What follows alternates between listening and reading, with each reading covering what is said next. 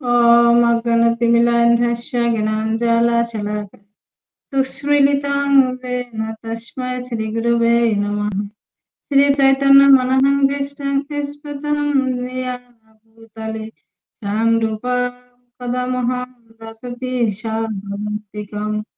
वन्देऽहं श्रीगुरुं श्रीयुक्तपदकमलं श्रीगुणवैष्णवं च श्रीरूपं साग्रजातं सहगण रघुनाथं तं सजीवं साद्वैतं सावधूतं परिजनसहितं कृष्ण चैतन्य देवं श्री राधा कृष्ण पादं सहगण ललिता श्री विशाखान्वितं च नमामि विष्णुपादाय कृष्ण पृष्ठाय भूतले श्रीमते जय पताका स्वामिनीति नामिने नमो आचार्य पदाय निताय कृपा प्रदायिने गौरकथा दामोदय नागरामताय नमामि विष्णुपादाय कृष्ण पृष्ठाय भूतले श्रीमते भक्तिवेदांत स्वामिनीति नामिने नमस्ते सरस्वती देवे गौरवाणी प्रचारिणे निर्विशेष शून्यवादी पार्षद देशतारिणे वाञ्छाकल्पतरुश्च कृपा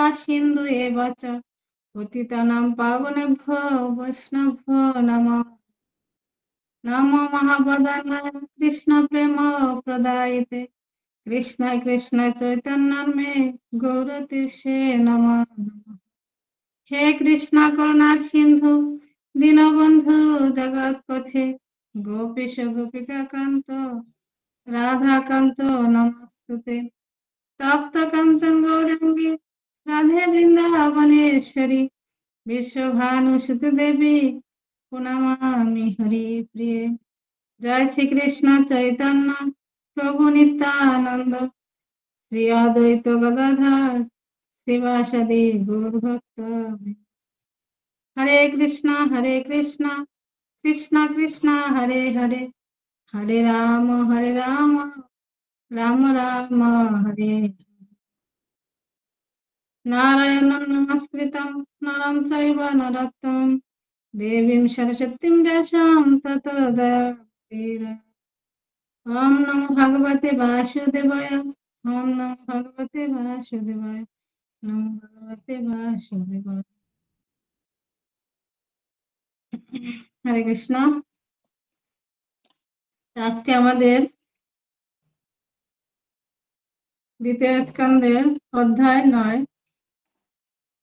23 থেকে 26 পর্যন্ত শুরু।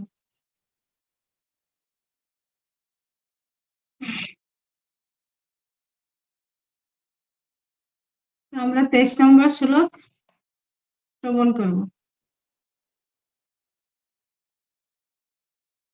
প্রতঈদিষ্টাম ময়া তত্রাতয়ি কর্ম বিমোহিতে তপ আহামে হৃদয় সাক্ষাৎ আত্মা অহং তপস্যা আহা আনাখা। অনুবাদ: হে নিষ্পাপ ব্রহ্মা, আমার কাছে অবগত হও যে সৃষ্টির প্রারম্ভে তুমি যখন তোমার কর্তব্য সম্বন্ধে কিম কর্তব্য বিমূঢ় হয়েছিলে, তখন আমি এই তোমাকে তপস্যা করার নির্দেশ দিয়েছিলাম। এই তপস্যা আমার হৃদয় এবং আমি তপস্যার আত্মা, তাই তপস্যা আমার থেকে অভিন্ন।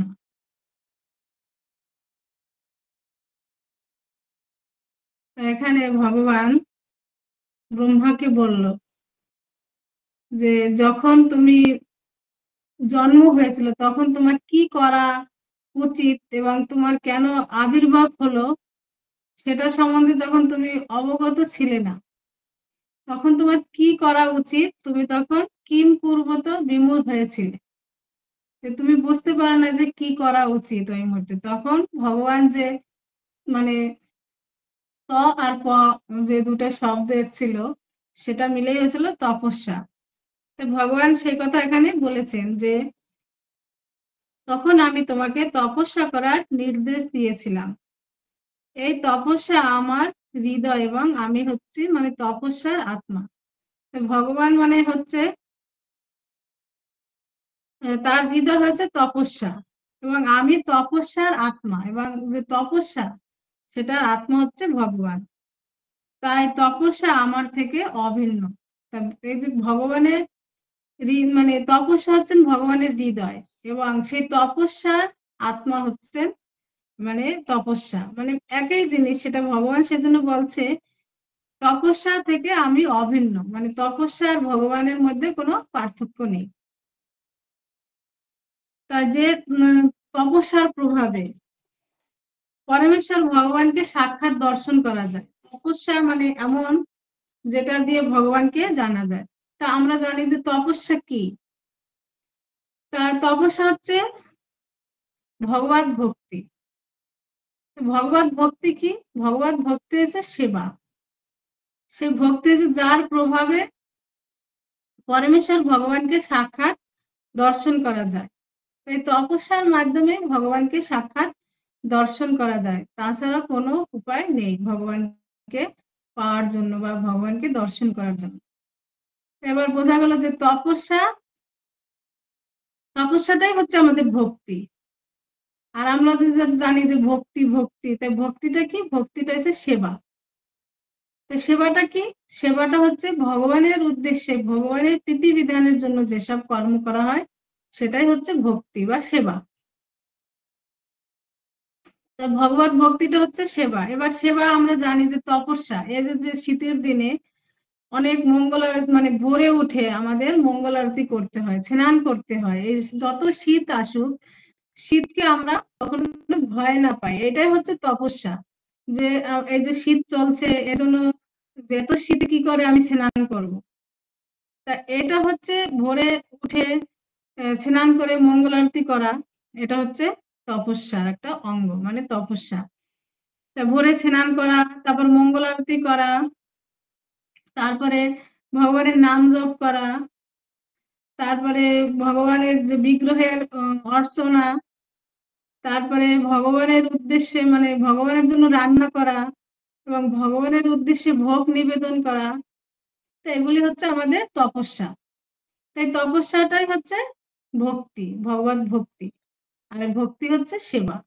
তা সেবা বিনে আমাদের আর কিছু নেই।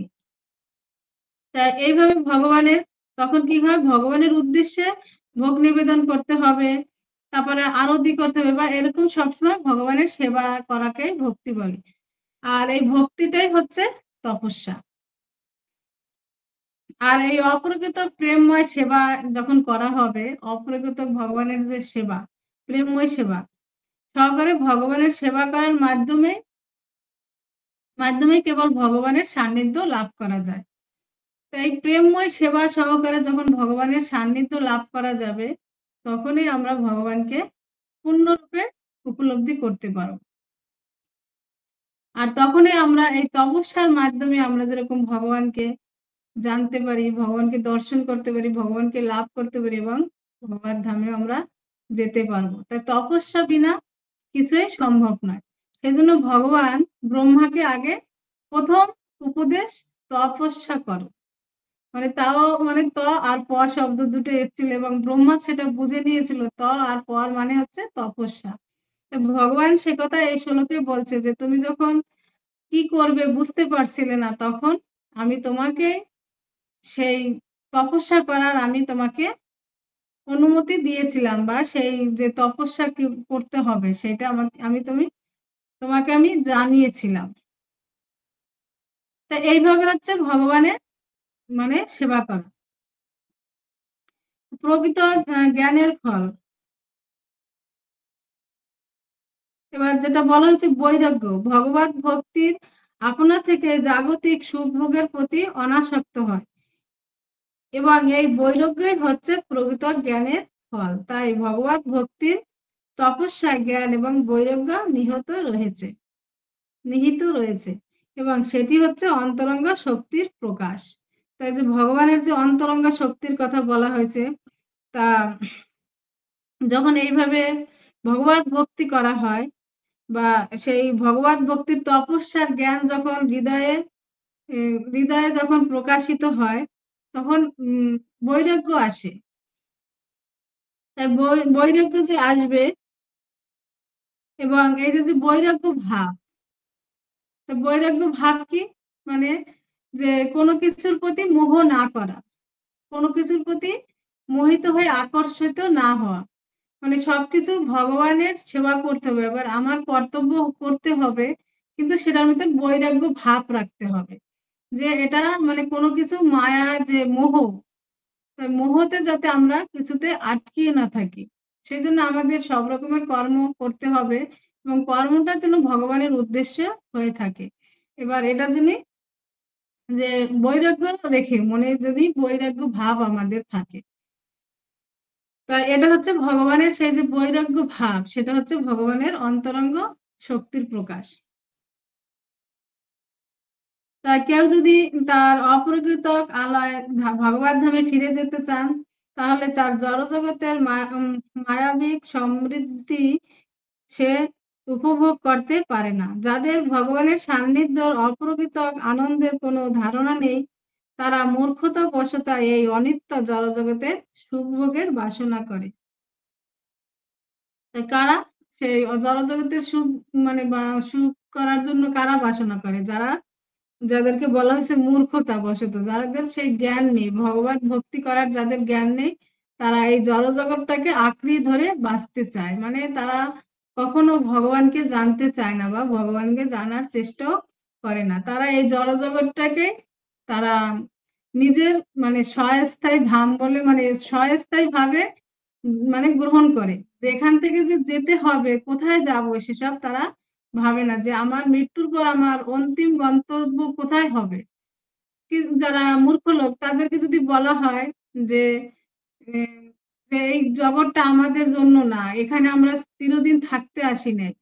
কিন্তু তারা বিশ্বাসই করে না যে আমাদের এই জগৎ থেকে গেলে পরে আমাদের কোথায় গতি হবে, কোথায় আমরা যাব, তারা সেটা মানতেই চায় না। তারা ভাবে যে কদিন আমরা বেঁচে আছি সুখ ভোগ করব। মানে জীবনটাকে আনন্দ উপলব্ধি করব, ইন্দ্রিয় তৃপ্তি করব, বিভিন্ন মনের বাসনা এগুলো আমরা এই জীবনটা পেয়েছি মানে আমরা ভোগ করার জন্য। যে এই জীবনটা মানুষ্য জীবনটা পেয়েছি আমরা ভোগ করার জন্য। সেজন্য আমাদের বিভিন্ন যে ভোগের যে পন্থাগুলি আছে সেগুলি নিয়ে তখন মানুষ সেগুলো নিয়ে মেতে থাকে। তারা কখনো অন্তিমের কথা ভাবে না বা তারা কখনো মোক্ষ লাভের যে আমাদের মোক্ষ লাভের যে উদ্দেশ্য সেটাও করার চেষ্টা করে না। সেজন্য আমাদের তপস্যা করতে হবে এখানে বলা হয়েছে। তা আমরা এই শ্লোক এখানে এইটার মানে আলোচনা সমাপ্ত করব। পরবর্তী শ্লোক আমাদের ২৪। সৃজামি তপসা এব ইদং তপস্যা পুনঃ বিভর্মি তপসা বিশ্বম বীর্যং মে দুচ্চরম।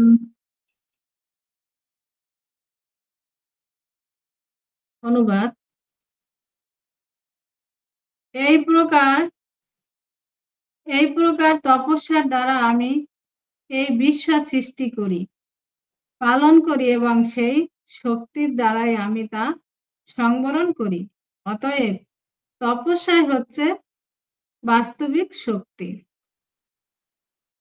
এই তাৎপর্যটা আমরা এখানে আলোচনা মানে শ্রবণ করব, যেহেতু তাৎপর্য মানে তার তাৎপর্যটা অনেক ছোট আছে এবং গুরুত্বপূর্ণ এখানে আলোচনা আছে।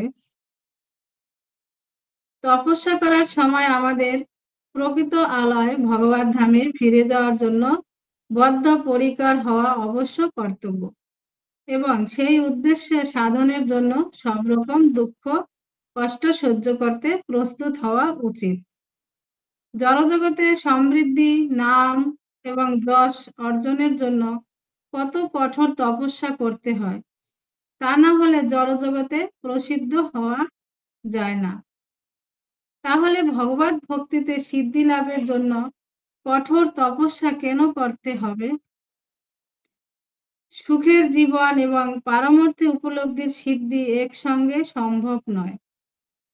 ভগবান যে কোনো জীবের থেকে অধিক চতুর, তাই তিনি দেখতে চান ভক্তির জন্য ভক্ত কতটা কষ্ট করতে স্বীকার করতে চান। সরাসরিভাবে ভগবানের কাছ থেকে অথবা তার প্রতিনিধি সদ্গুরুর কাছ থেকে আদেশ প্রাপ্ত হওয়ার পর সমস্ত কঠোরতা সত্ত্বেও সেই নির্দেশ পালন করাই হচ্ছে কঠোর তপস্যা। যিনি দৃঢ়তা সহকারে এই নিয়ম পালন করেন তিনি অবশ্যই ভগবানের কৃপা লাভে সফল হবেন।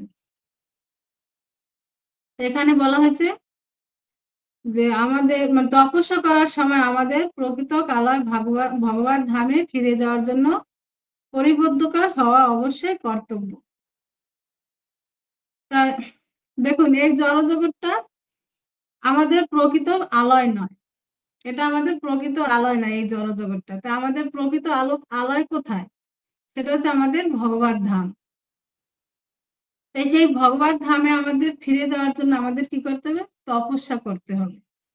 তাই আমরা দেখি যে এই জগতে যখন আমরা মানে কোনো সমৃদ্ধি, নাম, যশ যখন আমরা আ করতে চাই, মানে তখন আমাদের কি করতে হয়? সেগুলি পাওয়ার জন্য কঠোর মানে পরিশ্রম করতে হয়। নাম, যশ মানে অর্জন করার জন্য।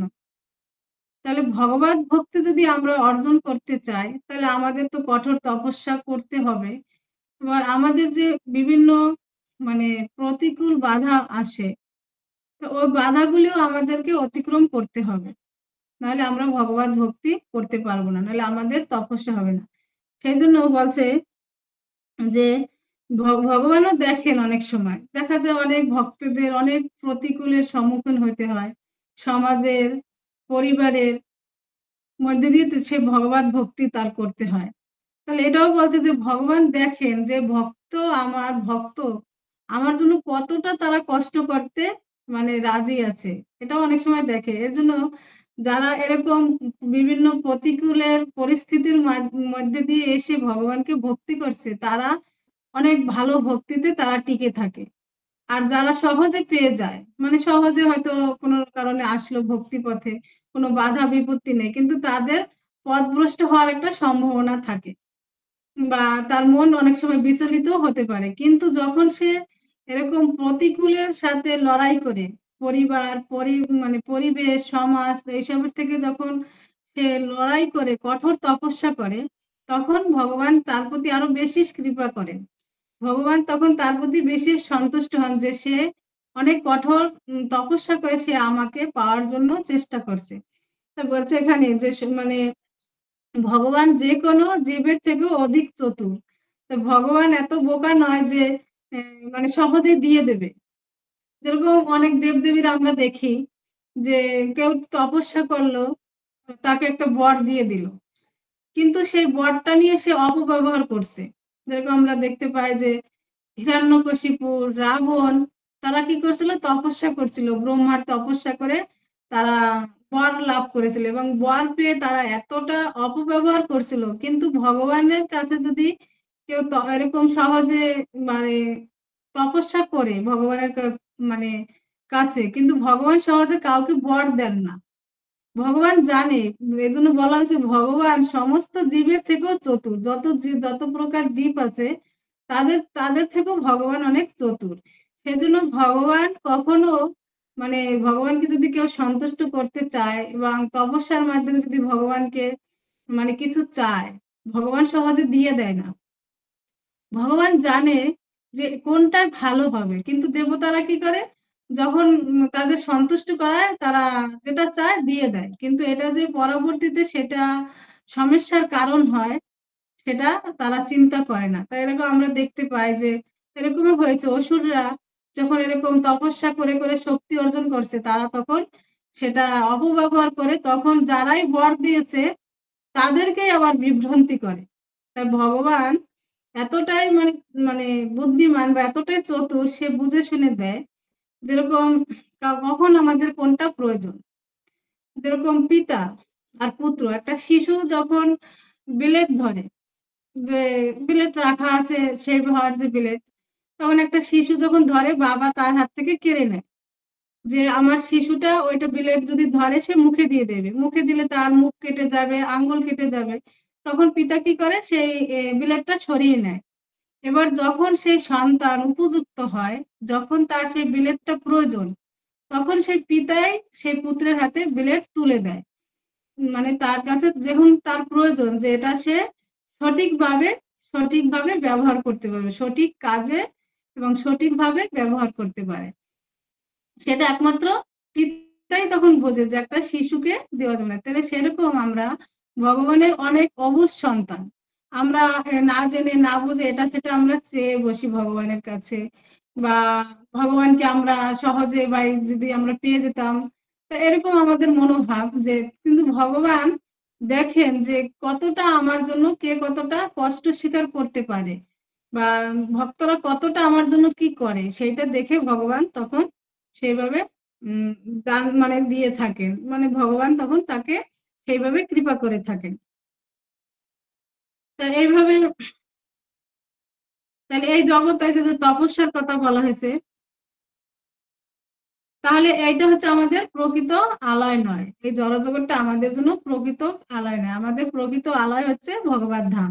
তো ভগবত ধামে যেতে হলে আমাদের কি করতে হবে? তপস্যা করতে হবে। তো তপস্যা তো সেটা বলা হয়েছে যে তপস্যা মানে ভক্তি, ভক্তি মানে সেবা। তো এইভাবে ভগবানের কাছে এইভাবে ভগবানের আলয় ফিরে যাওয়া যায়। তা ভগবত ধামে, তাহলে সেই ভগবত ধামে ফিরে যেতে হলে আমাদের কি করতে হবে? আমাদের তপস্যা করতে হবে। আর এই তপস্যা করতে হলে আমাদের কি করে? সব রকমের দুঃখ কষ্ট, আমাদের যত দুঃখ কষ্ট আছে সেগুলি আমাদেরকে সহ্য করতে হবে। যেহেতু তপস্যা, ভগবত ধামে যেতে হলে তপস্যা করতে হবে, আর তপস্যা মানেই দুঃখ কষ্ট ভোগ করতে হবে। এই যে শীতে, এত শীতে ইচ্ছা করে না যে স্নান করি, কিন্তু সেটাই আমাদের করতে হবে। সেই কষ্টই আমাদের দুঃখ কষ্ট সহ্য করতে হবে। কারণ দেখুন, এই জগৎটা, এই জড়জগতের সমৃদ্ধি বা নাম যশ করার জন্য যে আমরা অনেক কঠোর পরিশ্রম করে আমরা এগুলি অর্জন করি, তাহলে ভগবানকে যদি ভগবত ধামে যেতে চাই, ভগবানকে আমাদেরকে সন্তুষ্ট করতে হবে। তাহলে ভগবানের ভক্তিতে সিদ্ধি লাভের জন্য তো আমাদের কঠোর তপস্যা করতেই হবে। কিন্তু আমরা এই জড়জগতের বস্তু পাওয়ার জন্য আমাদের এত পরিশ্রম করতে হয়, দিন রাত 24 ঘন্টা আমাদের কাজ করতে হয়, কত কিছু আমাদের সহ্য করতে হয়। তাহলে ভগবত ভক্তি যখন আমরা লাভ করব বা ভগবত ধামে আমরা যখন ফিরে যাব, আমাদের তো একটু কষ্ট করতেই হবে। তো অনেক আমাদের আত্মীয় স্বজন ত্যাগ করতে হয়, বন্ধু বান্ধব, অনেক কিছু আমাদের ত্যাগ করতে হবে। তাহলে আমরা সেই তপস্যার যে সিস্টেম বা তপস্যার যেটা নিয়ম, সেটা আমরা আহ, করতে পারবো।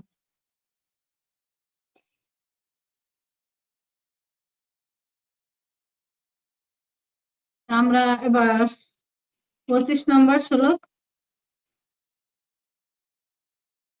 অধ্যয়ন করব।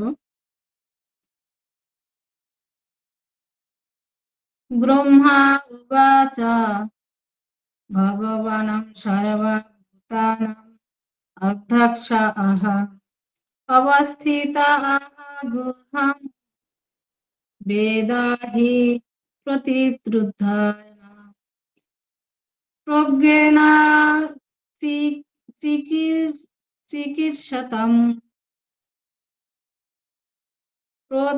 প্রতিরিদ্ধুদেন প্রজ্ঞেন চিকিৎসিতম। অনুবাদ: ব্রহ্মা বলেন, হে ভগবান, পরম নিয়ন্ত্রা রূপে আপনি প্রতিটি জীবের হৃদয়ে অবস্থিত, এবং তাই আপনি আপনার অপরহিত প্রজ্ঞার প্রভাবে সকলেরই প্রচেষ্টা সম্বন্ধে অবগত। এখানে কি ব্রহ্মা কি বলেন? ভগবানকে বলেন, হে পরম নিয়ন্ত্রণ, মানে ভগবান পরম নিয়ন্ত্রণ রূপে প্রতিটি জীবের হৃদয়ে তিনি অবস্থিত। তাই আপনি প্রতিটি আপনার তাই আপনি আপনার প্রতিহিত প্রজ্ঞার প্রভাবে সকলেরই প্রচেষ্টা সম্বন্ধে অবগত। তাই ভগবান যেহেতু প্রতিটি জীবের হৃদয়ে অবস্থান করছে, তাহলে প্রতিটি জীবের যে প্রবৃত্তি বা ইচ্ছা, সেটা সম্বন্ধে ভগবান জানেন। তো ভগবান জানেন বলে ভগবান কি করছেন? যার যেরকম ইচ্ছা ভগবান সেগুলি পূরণ করছেন। তা ভগবান হচ্ছেন, ভগবান বাধা দেন না। কেননা সবাইকে একটা স্বতন্ত্র দিয়ে দিয়েছে। তাই যদি যখন কোনো মানুষ ইচ্ছা করে আমি এটা করব, সে করতে পারে। কিন্তু সেটার যে ফল ভালো বা খারাপ সেটা কিন্তু জীবের হাতে নেই, সেটা ভগবানের হাতে। জীবের হাতে কি আছে? কর্ম করা। সে শুধু কি ধরনের কর্ম করবে, কি করছে সেটা তার নিজস্ব স্বতন্ত্র দিয়ে দিয়েছে ভগবান। এবার এই কর্মটার যে ফল, এবার কর্ম করলে আমরা জানি কর্ম করলে আমাদের ফল ভোগ করতে হবে। সেটা ভালো কর্ম হোক আর খারাপ কর্ম হোক। যে কোনো কর্ম করা হবে সেটা আমাদের ফল ভোগ করতে হবে। তো ভগবান স্বতন্ত্র দিয়ে দিয়েছে প্রতিটি জীবকে। এবার প্রতিটি জীবের যেটা ইচ্ছা সেটা ভগবান কখনো বাধা দেন না। তিনি কি করেন? সমস্ত জীবের মনোবাসনা তিনি পূর্ণ করেন। সেজন্য একটা যে কাহিনী একবার মানে এক ব্যক্তি সে মদের দোকানে যাবে এবং গাড়ি বের করলো, ড্রাইভার আছে। এখন ড্রাইভার কি করলো? গাড়িটা চালিয়ে সেই মদের দোকানে নিয়ে গেল। এবার মদ কে খেলো? সেই যে গাড়িতে গিয়েছে মালিক সে খেলো। এবং কার ইচ্ছাতে হলো? সেই মালিকের ইচ্ছাতেই হলো। যেহেতু সে ওখানে যেতে চেয়েছে আর ড্রাইভার কি করছে? নিয়ে গেছে সেখানে। তার কাজ হচ্ছে সেখানে পৌঁছেই দেওয়া। এবং ইচ্ছাটা হলো সেই ব্যক্তির যে মালিক, তার ইচ্ছা হলো সে মদ খাবে, তার ইচ্ছা হলো সে মদের দোকানে যাবে। তাই সেরকম জীব মানে কি করছে? তার নিজের ইচ্ছা অনুসারে কর্ম করে থাকেন। আর ভগবান কি করে? সেটা সেটা মানে করে দেন। যেহেতু ভগবানের ইচ্ছা ছাড়া কোনো গাছের পাতাও নড়তে পারে না। তাহলে ভগবান কি করেন? প্রতিটি জীবের যে মনে বাসনা, ইচ্ছা সেটা ভগবান সেভাবে নিয়ে যান। যেরকম ড্রাইভার আর মালিককে। মালিকের আদেশে সেখানে নিয়ে গেলেন। তাহলে ড্রাইভার সেই মদ যে খাচ্ছে বা সেটা ড্রাইভারকে কোনো প্রভাব ফেলছে না। যে খাচ্ছে, যে ইচ্ছা করছে তারই হবে। তো সেরকম ভগবান প্রতিটি জীবের হৃদয়ের মনোবাসনা পূর্ণ করেন। যেহেতু ভগবান প্রতিটি জীবের হৃদয়ে সাক্ষী রূপে থাকেন। এখানে কি বলা হয়েছে? যে শ্রীমদ্ ভগবদ গীতায় প্রতিপন্ন হয়েছে যে ভগবান সকলের হৃদয়ে সাক্ষী রূপে বিরাজমান এবং সেই সূত্রে তিনি পরম উপদেষ্টা এবং অনুমন্তা উপদেষ্টা কর্মফলের ভোক্তা নন। কেননা ভগবানের অনুমোদন ব্যতীত কেউই উপভোগ করতে পারে না। দৃষ্টান্ত স্বরূপ বলা যায় যে মাদকদ্রব্য নিষিদ্ধ অঞ্চলে পানাসক্ত ব্যক্তিকে মাদকদ্রব্য নিয়ন্ত্রণের পরিচালকের কাছে অনুমোদন পত্র দিতে হয় এবং পরিচালক তার অবস্থা বিবেচনা করে তাকে কেবল কিছু পরিমাণ সুরা অনুমোদন করেন। তেমনি এই সমগ্র জড়জগৎ পানাসক্ত ব্যক্তিতে পরিপূর্ণ। অর্থাৎ এই জড়জগতের প্রতিটি জীবেই বিষয় সুখভোগের প্রতি অত্যন্ত আসক্ত এবং তাদের বাসনা চরিতার্থ করার প্রবণতা অত্যন্ত প্রবল। সর্বশক্তিমান ভগবান জীবের প্রতিটি কৃত্তিবত্ত হরিদ সদয় হয়ে তাদের শিশুসুলভ ভোগের বাসনা পূরণ করেন। এই প্রকার মনোবাসনা চরিতার্থ করার ফলে জীব কিন্তু কখনো প্রকৃত আনন্দ উপভোগ করতে পারে না। সে কেবল তার অর্থহীন দেহের আবেদনগুলি চরিতার্থ করে, কিন্তু তার ফলে তার কোনো লাভ হয় না। পানাসক্ত ব্যক্তির যেমন সুরাপানের মাধ্যমে কোনো লাভ হয় না, কিন্তু যেহেতু সে সুরাপানের বদ অভ্যাসের দাস হয়েছে এবং যেহেতু সে তার সেই বদ অভ্যাস পরিত্যাগ করার ইচ্ছা করে না, তাই কৃপাময় ভগবান তার সেই বাসনা চরিতার্থ করার সমস্ত সুযোগ দেন। এখানে কি বলা হয়েছে? যেহেতু ভগবান সাক্ষীরূপে প্রতিটি জীবের হৃদয়ে আছেন এবং এখানে যে একটা উদাহরণ দেওয়া হয়েছে, উপদ্রষ্টা মানে ভগবান হচ্ছেন উপদ্রষ্টা এবং অনুমত্তা। উপদেষ্টা কর্মফলের ভোক্তা নয়, যে কর্মফলের যে ভোক্তা উপদেষ্টা নয়। কেননা ভগবানের অনুমোদন ব্যতীত কেউই উপভোগ করতে পারে না। তো ভগবান যদি অনুমতি না দিত তাহলে কারো পক্ষে ক্ষমতা ছিল না যে সে এই ভোগ বাসনা করবে। যেহেতু ভগবান ইচ্ছা করে সবাইকে একটা স্বতন্ত্র দিয়ে দিয়েছে জীবকে, ভগবান স্বতন্ত্র দিয়েছে বলে জীব কি করছে?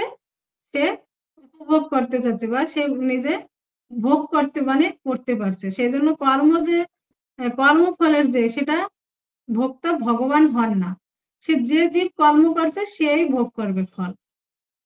তাই দৃষ্টান্ত স্বরূপ বলা হয়েছে যে মাদক দ্রব্য মানে যেখানে মাদক চলবে না, যেখানে এই এলাকায় মাদক কোনো চলবে না, সেখানে যদি কোনো মাদক আসক্ত ব্যক্তি মানে বলা হয়েছে পানাসক্ত মানে যে পান করে মানে মাদক যে পান করে সেজন্য এখানে ভাষাটা বলা হয়েছে পানাসক্ত মানে যে পান করে মানে মাদক বা সেই মদ যেটা মাদক দ্রব্য যে পান করে সেই জন্য তাকে বলা হচ্ছে পানাসক্ত মানে যেহেতু সে পান করে সেজন্য ব্যক্তিকে মাদকদ্রব্য নিয়ন্ত্রণের পরিচালকের কাছে অনুমোদন পত্র নিতে হবে। কোনো যদি নিষিদ্ধ এলাকায় যায় যে এই এলাকাটায় এই মাদক দ্রব্য চলবে না, সেখানে যদি কোনো মাদক আসক্ত ব্যক্তি যায় তাহলে সেখানে যেতে হলে তার আগে যে সেই এলাকার যে মানে এলাকার যে ব্যক্তি প্রধান থাকে তার কাছ থেকে অনুমতি নিয়ে যেতে হবে। তিনি যদি অনুমতি দেয় তবে সেখানে মাদক মানে মাদকদ্রব্য পান করতে পারবে। তাও সে ইচ্ছা করে অল্প সামান্য দিয়ে থাকে। যে তার অবস্থা বুঝে যে তখন সেইভাবে দিয়ে থাকে। তাহলে এই জগতের কি করছে এখানে বলা হচ্ছে তাই।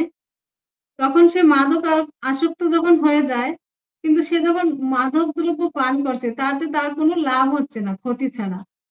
তার শরীরের ক্ষতি হচ্ছে বিভিন্ন মানে তার অঙ্গ-প্রত্যঙ্গগুলি নষ্ট হয়ে যাচ্ছে, কিডনি, লিভার। কিন্তু সে তবু সেখান থেকে ফিরে না, ফিরতে পারে না। যেহেতু সে মাদক আসক্ত হয়ে পড়ছে। সে ফেরার চেষ্টাও করে না যে আমি এরকম মাদক আ আসক্ত হয়ে গেছি, এখান থেকে আমার বেরিয়ে আসতে হবে। সে সেটা কখনো চিন্তা করে না। তাই সেটার সাথে তুলনা করা হয়েছে যে এই জগতের সমস্ত জীব বা মানুষ তারা কি করে ভোগ বিলাসের জন্য মেতে থাকে।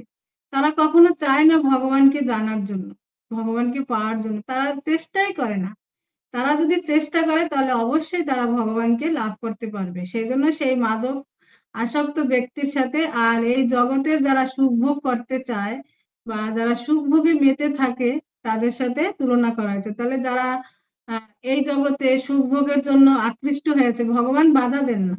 ভগবান মানে শিশু বলছে এখানে যে সর্বশক্তিমান ভগবান প্রতিটি জীবের প্রতি পিতা মানে পিতৃ যে বৎস যে বাবার যেরকম দায়িত্ব থাকে শিশু সন্তানের পর মানে সদয় হয়ে তাদের শিশু সুলভ ভোগের বাসনা পূরণ করেন।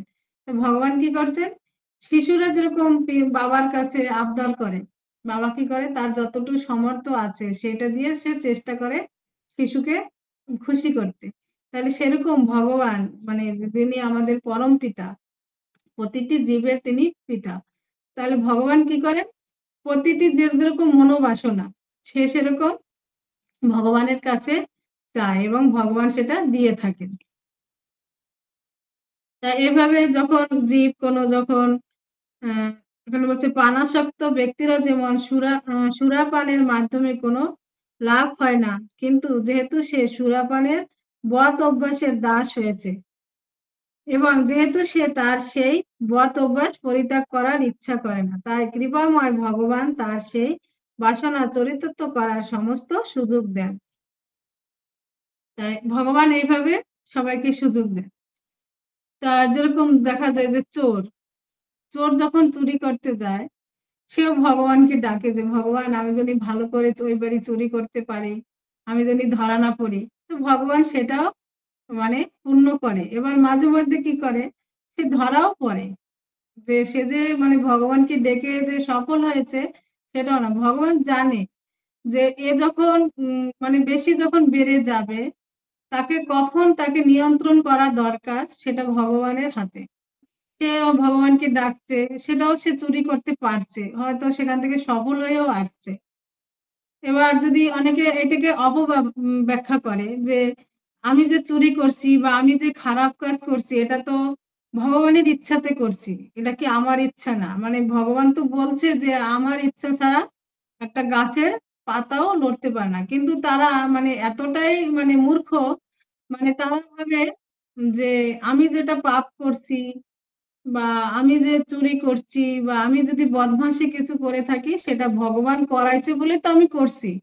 নাহলে কি আমার করার কোনো ক্ষমতা আছে? মানে তারা কিরকম মানে ভগবানকেও ঠকাইতে ছাড়েনি। মানে তারা আসল ব্যাখ্যাটা আ জানার চেষ্টা করে না। এরকম আমার অনেক ব্যক্তির সাথে এরকম আমার কথা হয়েছে, তর্কও হয়। যে তারা ওরকম বলে যে, "ভগবান তো বলেছে যে, অ্যা আমার ইচ্ছা ছাড়া একটা গাছের পাতাও লড়তে পারে না। তাইলে আমি যদি যেটা করি, সেটা ভগবান আমাকে কেন ফিরালেন না? ভগবান কেন আমাকে আটকাইলো না? আর ভগবানের ইচ্ছাতেই তো ভগবান আমাকে করাচ্ছে তাই আমি করছি।" মানে কতটা তারা মনে হচ্ছে ভগবানের প্রতি আত্মসমর্পণ করেছে। মানে ভগবানের ইচ্ছাতে আমি করছি। মানে এরকম তো বলাটা মানে কতটাই যে আমার কোনো ক্ষমতা নেই, ভগবান করিয়েছে তাই আমি করছি। কিন্তু তারা জানে না যে আমার ইচ্ছাতে আমার কর্ম হয়েছে। আমার ইচ্ছাতে আমি চেয়েছি ভগবানের কাছে আর ভগবান সেটা প্রদান করছে। যেহেতু আমার এটা বাসনা ছিল।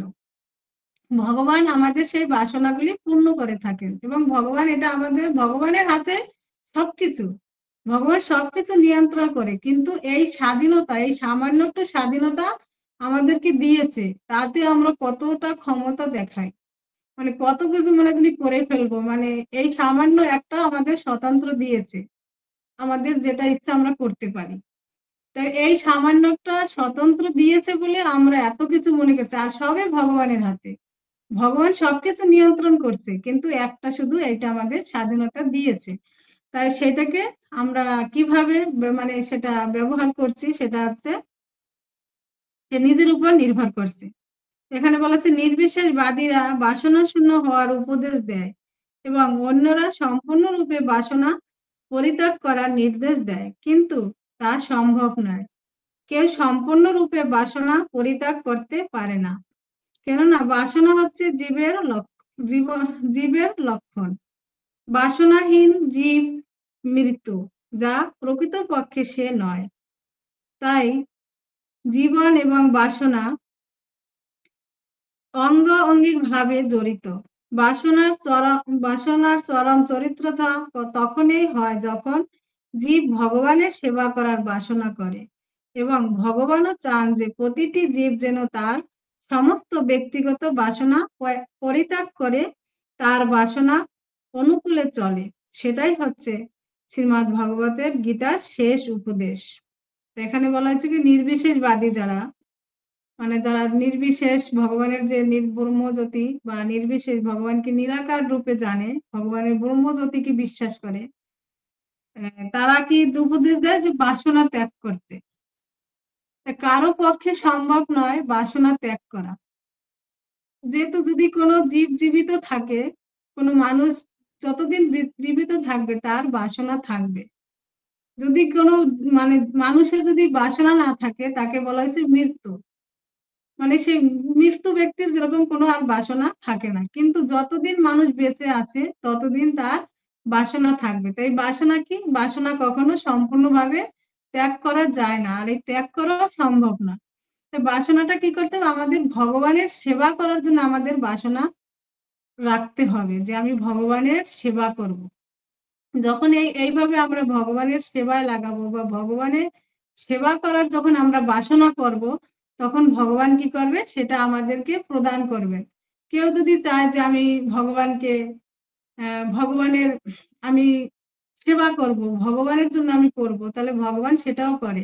এজন্য বলা হয়েছে যে কেউ কোনদিন এই যে কামনা বা কেউ রাগ যেটা বলা হয়, কেউ বলতে পারবে না যে আমি রাগকে কন্ট্রোল করছি। কারোর পক্ষে সম্ভবও না। কিন্তু এই রাগটাকে যদি আমরা ভগবানের সেবায় লাগাই, যেরকম হনুমান। হনুমান কি ছিল? রামের শ্রেষ্ঠ ভক্ত ছিল। তার ক্রোধ ছিল হনুমানের। সে কি করছে? ভগবানের সেবায় লাগাইছে। তার ক্রোধ দিয়ে সে লঙ্কা ধ্বংস করে দিয়েছিল। সেজন্য সে কি করেছিল? তার ক্রোধ কিন্তু দমন করেনি। সে ক্রোধ কিন্তু মানে ত্যাগ করেনি। সেই ক্রোধ সে ভগবানের সেবায় লাগিয়েছে। তাহলে সেরকম আমাদের যদি কামনা বাসনা থাকবে আছে, এবার এই কামনাটা যদি আমরা ভগবানের উদ্দেশ্যে থাকে, যে ভগবানের কি করে আমি সুন্দর করে ভগবানকে খুশি করতে পারি, ভগবানকে এইটা সেবা করব, ভগবানের জন্য এইটা আমি তৈরি করব, ভগবানের জন্য আমি এইটা রান্না করব, ভগবানের জন্য আমি এইটা কিনে নিয়ে আসব। এই যে এই বাসনাগুলি, এটা আমাদের যে বাসনাগুলি থাকবে সেটা যেন ভগবানের উদ্দেশ্যে হয়। এবং আমাদের এই জড়জগতের কোনো বস্তু পাওয়ার জন্য আমাদের বাসনা না থাকে। এই কথা এখানে গীতায়ও বলছে, এটাই গীতার শেষ উপদেশ। তাই যে বাসনাটা আমাদের ভগবানের সেবায় লাগবে এবং কেউ এই বাসনা পরিত্যাগ করতে পারবে না, কিন্তু সেটা ভগবানের। এই যে ক্রোধের কথা বলা হলো, যে আর অনেক সময় বলে যে কিছু বাইরের লোক আছে, তারা বলবে সাধুদের কেন এত রাগ থাকবে, কেন রাগ সাধুদের এত, মানে সাধু হয়েছে মানে সে একেবারে মানে সবকিছু তৃণের মতন, যেটা চৈতন্য মানে চৈতন্য চরিতামৃত মানে শিক্ষাষ্টমে চৈতন্য মহাপ্রভু তার শিক্ষাষ্টমেও বলেছে যে তৃণের মতন সহিষ্ণু হতে। কিন্তু কিন্তু এরকম হলেও হবে না। যখন আমাদের যেটা প্রয়োজন, সেটা যদি কেউ আমাদের গুরু নিন্দা করে, তো সেখানে আমি ওরকম তিনের মতন সহ্য করে ওখানে চুপচাপ দাঁড়িয়ে আমি শুনবো না। সেখান থেকে আমি চলে আসবো, বা সেখান থেকে যদি আমার প্রতিবাদ করার কোনো ক্ষমতা থাকে সেটা আমি করব। বলছে যদি নাও থাকে, যদি ধরা যায় যে সেখানে প্রতিবাদ করার আমার কোনো ক্ষমতা নেই, যেখানে আমার গুরু নিন্দা হচ্ছে, ভগবানের নিন্দা হচ্ছে, তাহলে সেগুলো আমাদের চুপচাপ করে সহ্য করা উচিত নয়। সেখানে আমাদের সেটা প্রতিবাদ করা উচিত। যদি আমার প্রতিবাদ করার মতন যদি কোনো ক্ষমতা না থাকে, বলছে সেখান থেকে চলে যাওয়ার জন্য। বা যদি সেখান থেকে চলে যাওয়ার মতন যদি না হয়, তো বলছে নিজের মানে কানকে কেটে ফেলতে, মানে এরকম, মানে তাহলে এটা কি যদি ভগবানের যে এরকম নিন্দা বা গুরু নিন্দা যদি করে, সেটাও আমাদের সহ্য করা উচিত নয়। সেজন্য মানুষ এরকম বলে থাকে যে যে আমি সবকিছু যেটা ত্যাগ করে দিয়েছি, এটা ত্যাগ করেছি, কিন্তু সে আদৌ কারো পক্ষে এরকম সম্ভব নয় যে আমি ত্যাগ করেছি। কিন্তু এটা আমরা যদি ভগবানের সেবায় লাগাই, তাহলে সেটা ভগবত ভক্তিতে পরিণত হবে।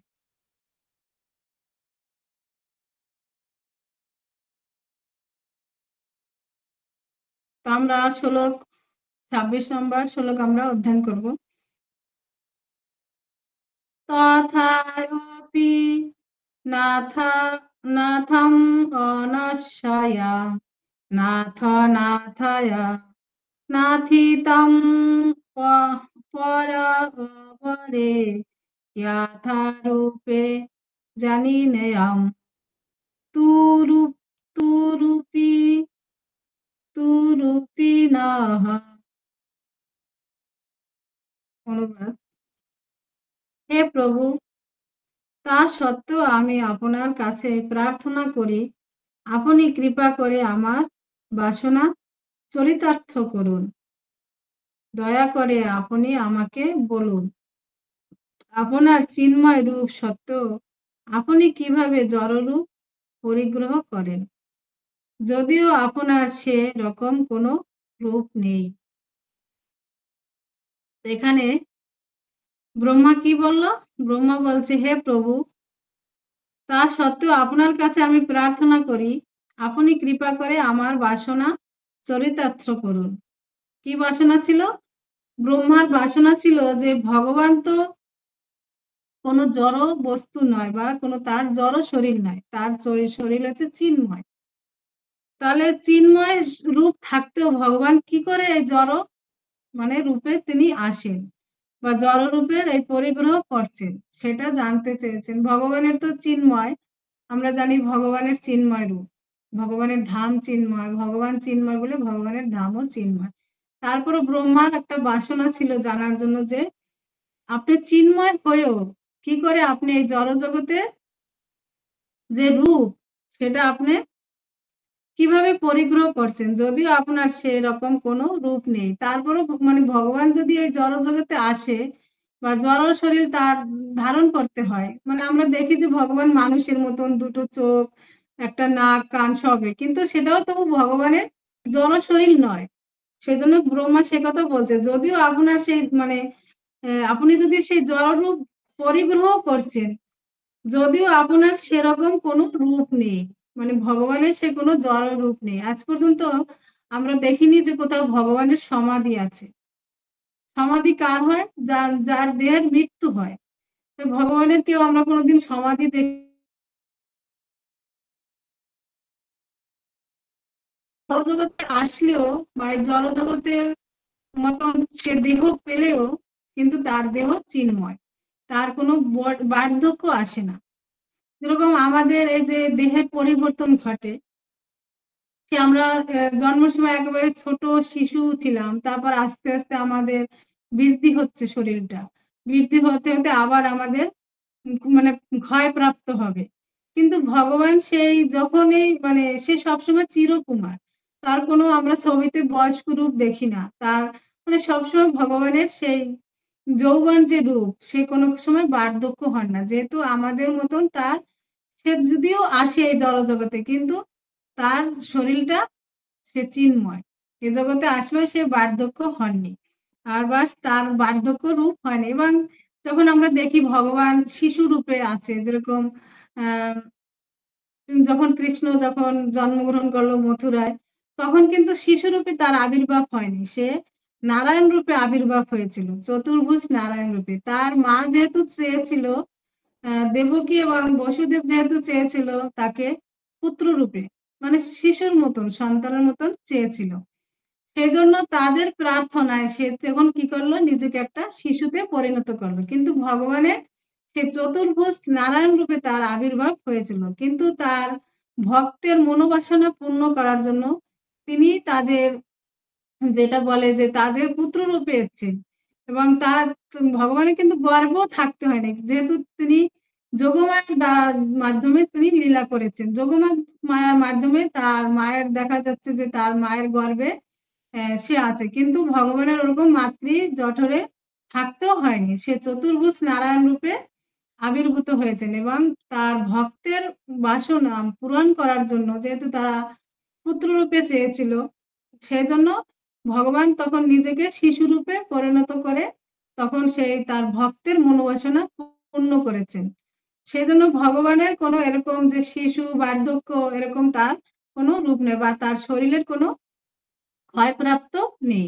তো ভগবান যখন এই জগতে আসেন, এবার এই জগতের যে প্রক্রিয়া আছে যে এই জগতে যখন কেউ আসবে, এই জগৎটা ভগবানও দেখিয়েছে যে এই জগৎটা কারো জন্য স্থায়ীভাবে নয়।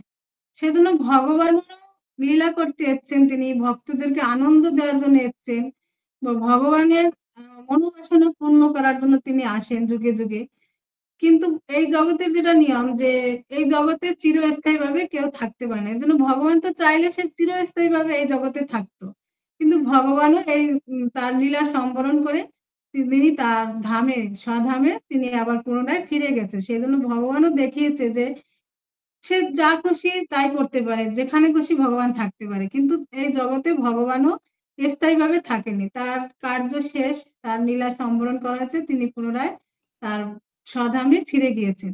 সেজন্য এই জগৎটা এটাই আমাদের শিক্ষা যে এই জগৎটা আমাদের জন্য চিরস্থায়ীভাবে নয়।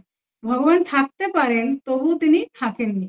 সেটা আমাদের জন্যই শিক্ষা বা ভগবান সেটা আমাদের কৃপা করেছেন। হরে কৃষ্ণ আমাদের তো সময় শেষ। আ সবাইকে অসংখ্য ধন্যবাদ।